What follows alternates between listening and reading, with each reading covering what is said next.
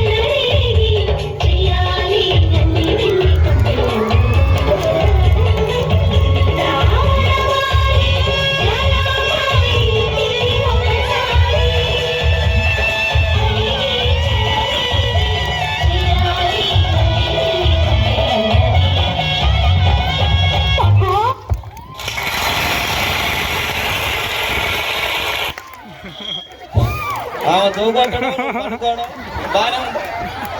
ఏమ్మా నిన్నే ఒక దూకొట్టి నిద్రపరచాలి. ఎన్న తినిపించిన కన్నయ్యకి లేక్షనా? నీకు ఎట్లా అనిపించింది కన్నయ్య?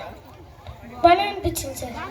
నీకేంద్ర హాయిగా తింటావు ఇక్కడ ఎలాగ నీకు ఇంతమంది గోపిలగా నీకు హాయిగా ఎందుకు అనిపించదురా?